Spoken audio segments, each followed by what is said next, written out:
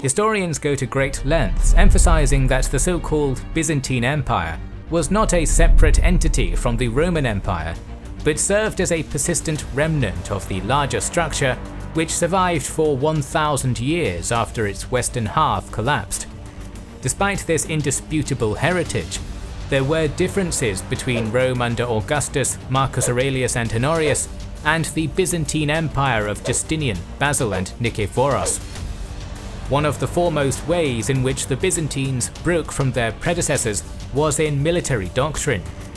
Although not nearly as elevated as the notorious Legio in terms of sheer power, Byzantine armies did adapt in true Roman fashion to fit the methods of the age in which their empire existed, becoming in the process one of the greatest armies in the medieval world.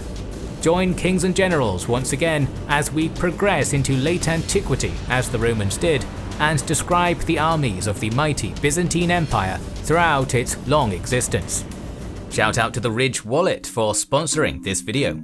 We've been using wallets kindly provided by Ridge for 2 years now and can confidently say it's one of the best products we currently use, so we recommend Ridge wallets to all our viewers. They don't fold, don't bulge in your pocket, are light with a modern, sleek and industrial design. Ridge wallets are a great gift for you and your loved ones. Ridge holds up to 12 cards and has an attached money clip for cash. It comes in 30 different colors and styles, including our favorites carbon fiber and burnt titanium. For us, switching from the old wallet to Ridge was like going from an old chair to a super fancy gaming armchair. But don't take our word for it. Ridge has 40,000 5-star reviews. Each wallet comes with a lifetime warranty, and the Ridge team is so confident that you'll like it that they'll let you try it for 45 days. If you don't love it, just send it back and get a full refund. Support our channel and get 10% off today with free worldwide shipping and returns by going to ridge.com/kingsandgenerals and using code kingsandgenerals. Belisarius' personal historian Procopius penned one of the most seminal pieces of ancient literature relating to the early Byzantine Empire, and specifically Justinian's Herculean attempt at reconquering the West. After his introduction, we might expect the chronicler to describe the emperor, Belisarius, or the background of his work following the fall of the West. While such profiles do come later, the very first thing Procopius details is a piece on the nature of military change and resistance to it. Calling out those readers who might decry modern achievements as unworthy in favor of essentially recalling the good old days of classical Rome, the historian further goes on to outline how some individuals choose to narrow-mindedly deride Byzantine archers, while at the same time lauding close combat fighters who resemble the Roman legionaries of old. Whilst acknowledging that yes, sometimes in the past, bowmen were forced to hide and seem cowardly, Roman archers were different.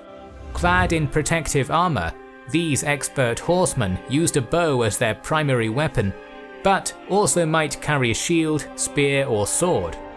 Still, Procopius laments, there are those who take into consideration none of these things, who revere and worship the ancient times and give no credit to modern improvements.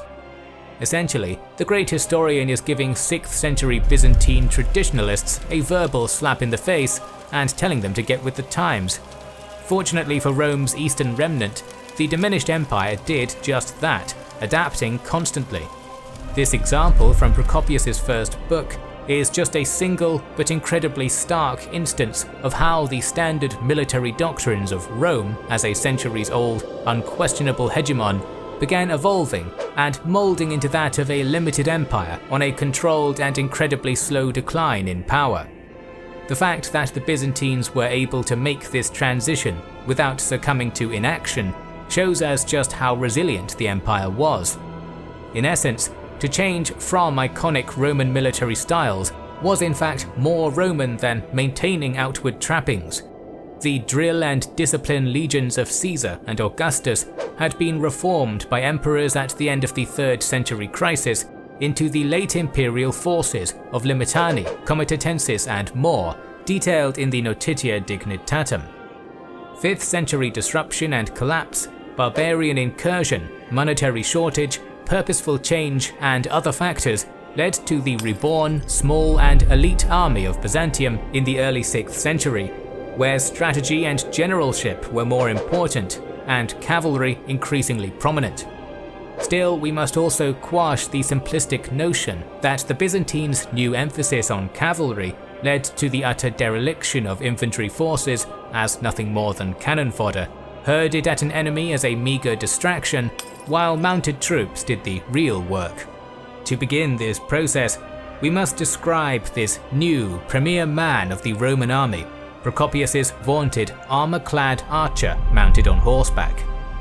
The glacial process leading to the development and adoption of the Byzantine Hippotoxotai heavy horse archers of the 6th century and beyond might be viably said to have begun as early as the late 1st century.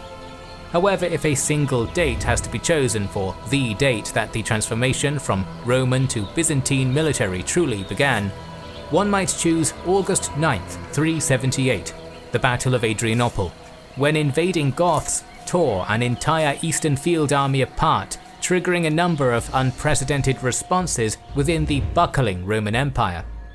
As the Great Migration continued, and disparate barbarian coalitions, most prominently the nomadic horse lord Huns, shunted others to the west throughout the 5th century, these groups brought their practices and tactics with them. Particularly, following the Hunnic Empire's collapse at Nidau in 454, a vast quantity of barbarian mercenaries spilled out from the steppe, using their exotic mounted skills to gain employment in the armies of the Byzantine Empire.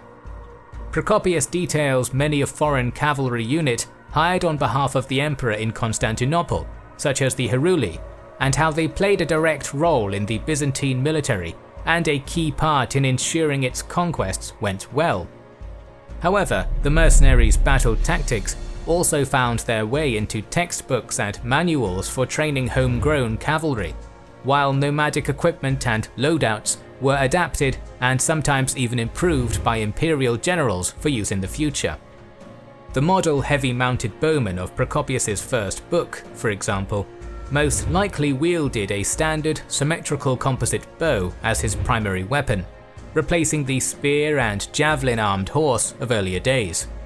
This design of bow, in particular, contrasted with the asymmetrical bow favoured by nomadic horse peoples such as the Huns. The modification was almost certainly made because this more standard model was simpler to manufacture in large numbers, and therefore equipping the troops would be easier.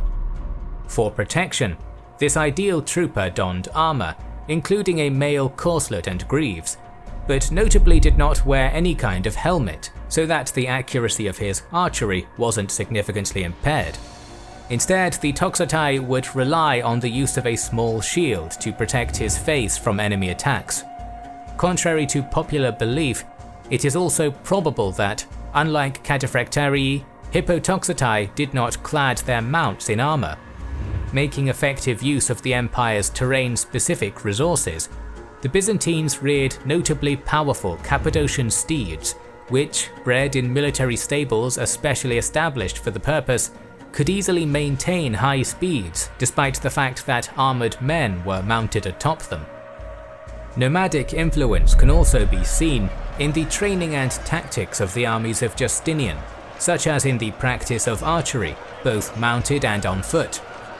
In contrast to the method of their Sassanid enemies, which relied on blocking out the sun with a massive blanket of massed fire to inflict casualties, the Byzantine modus operandi was to depend on accuracy, precision, and stopping power.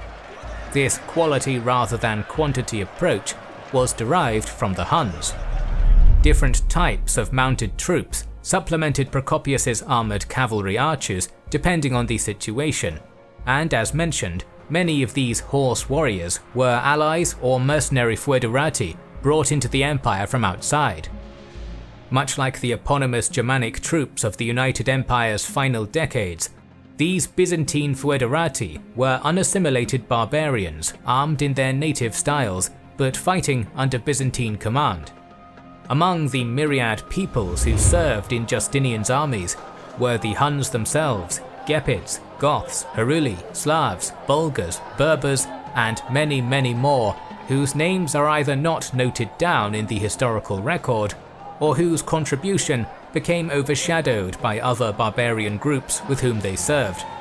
So in this domain, we clearly see continuity in that the early Byzantines kept up the Roman practice of welcoming barbarian troops into the army, except they did so more eagerly and in a more controlled fashion.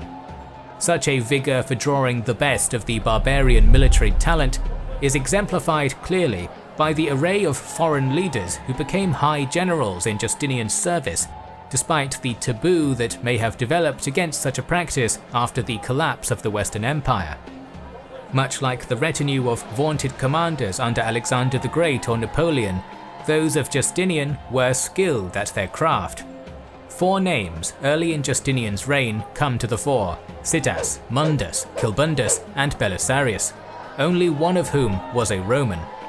Roman to Byzantine continuity wasn't only maintained and expanded upon in the realm of foreign recruitment.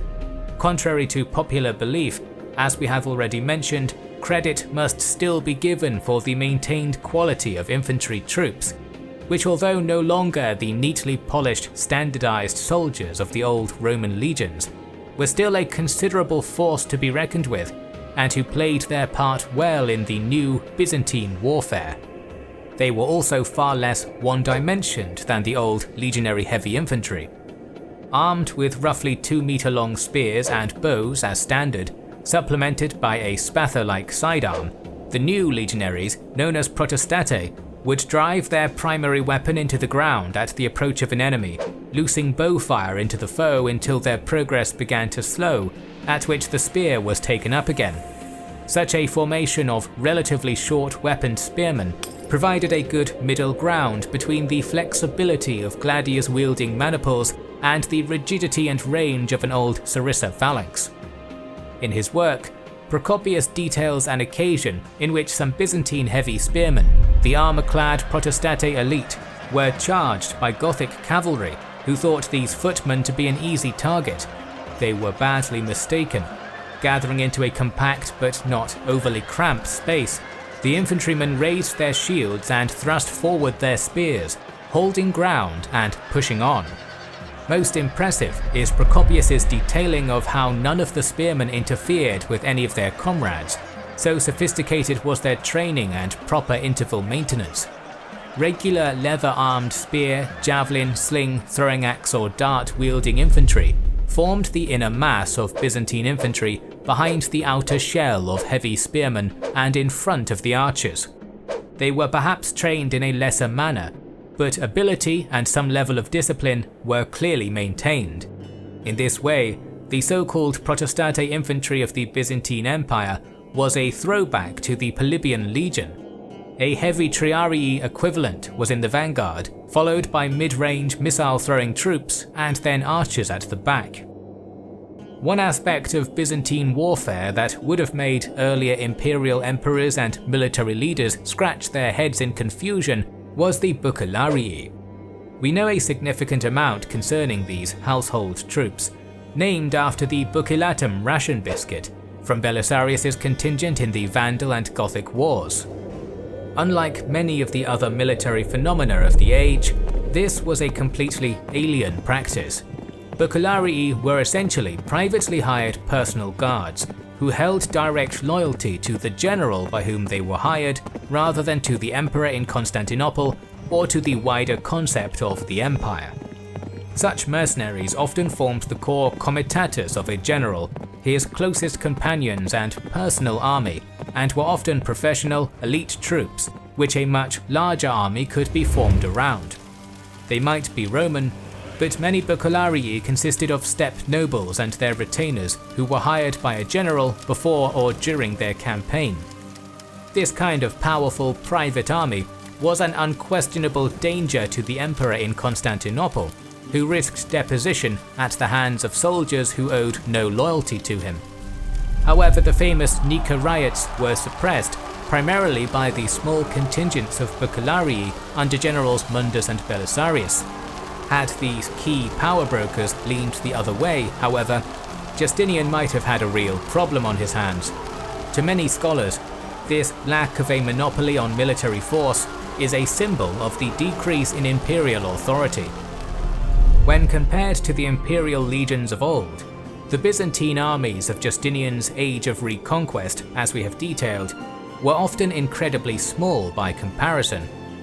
While 4 centuries before, Trajan was able to rally up to 200,000 men for his conquest of Dacia, Belisarius was only able to bring about 7,000 to bear during his initial landings in Italy, although he was reinforced significantly in later years. This decline is due to the simple fact that the old class of Roman imperial citizens, upon which the ever-expanding legions depended for manpower, was all but gone by the time of late antiquity. What replaced it was this smaller but infinitely more surgical and balanced Byzantine army, developed by absorbing equipment, training, tactics and doctrine from some of the empire's greatest enemies and greatest failures. Such a comparatively restrained amount of military power provided the impetus for Byzantium's sophisticated and tactful approach to warfare and relations with foreign powers as a whole. It might even be said that this latter approach, by necessity, was far more intelligent than that of the united Roman Empire which came before, simply due to the fact that the hegemonic Romans did not, before the very end, need to be overly smart when dealing with foes. Those foes could just, most of the time anyway, be crushed under the weight of a legionary's boot. Still, when laymen and even some historians look at the Byzantine army in comparison to the old Roman one, they rightly see a diminished force. But it is worth considering Caesar, Germanicus, Trajan, or any of the other greats, and how they would view the new military if they were transported forwards in time. Given the available resources and situation that the Byzantine Empire faced, matters could have gone far worse. In our next episode on the army of the Byzantines, we will examine the unique phenomenon of military manuals that arose in the empire. Specifically, we will file through the ancient pages of the Strategikon, authored by Maurice, and probably some others, relating how this text became the handbook for imperial warfare for centuries to come. So make sure you are subscribed and have pressed the bell button to see the next video in the series. Please consider liking, commenting and sharing, it helps immensely. Our videos would be impossible without our kind patrons and YouTube channel members, whose ranks you can join via the links in the description to know our schedule, get early access to our videos, access our Discord and much more. This is the Kings and Generals channel, and we will catch you on the next one.